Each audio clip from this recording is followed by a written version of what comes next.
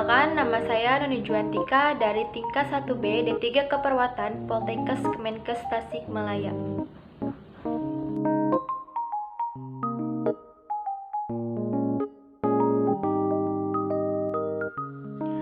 Sistem pernapasan adalah sekumpulan organ yang membantu tubuh bernapas. Sistem pernapasan membantu tubuh menyerap oksigen dari udara dan membuang gas karbon dioksida dari darah. Dengan dorongan oksigen, seluruh organ dapat berfungsi dengan normal.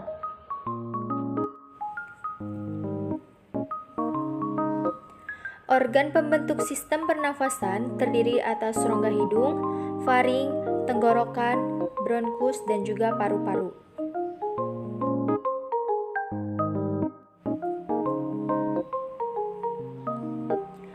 Organ pembentuk sistem pernafasan terbagi menjadi dua bagian.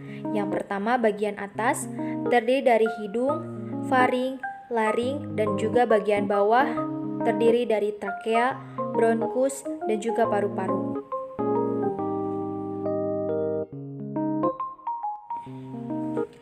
Sistem pernafasan. Sistem pernafasan diawali rongga hidung, di mana rongga hidung itu adalah pertama kalinya masuk udara dari luar ke dalam tubuh. Kemudian masuk ke faring. Nah, dari faring ini masuk ke laring. Dari laring masuk ke trakea atau tenggorokan kita. Trakea tersebut bentuknya seperti cincin. Ini merupakan tulang rawan. Kemudian, dari trakea ini akan masuk ke bronkus. Bronkus itu adalah percabangan dari trakea. Bronkus ada dua, yaitu bronkus kanan dan juga bronkus kiri. Kemudian, yang berikutnya si bronkus akan bercabang lagi, yang disebut dengan bronchiolus. Dan yang terakhir, si udara tersebut akan bermuara di alveolus. Nah, disinilah terjadinya pertukaran gas antara karbon dioksida dan juga oksigen.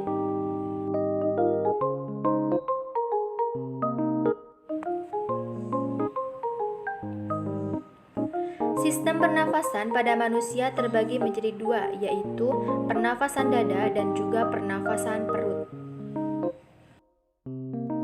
Nah, teman-teman, perlu kalian ketahui, pernafasan dada terjadi melalui dua fase, yaitu fase inspirasi dan juga fase ekspirasi.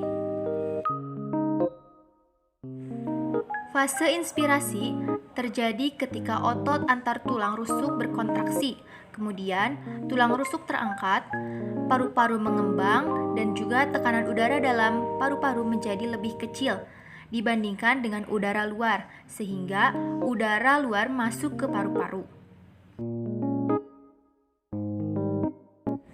Nah, sedangkan fase ekspirasi terjadi otot tulang rusuk berelaksasi, tulang rusuk menurun, paru-paru menyusut, tekanan udara dalam paru-paru lebih besar dibandingkan dengan tekanan udara luar, sehingga udara keluar dari paru-paru.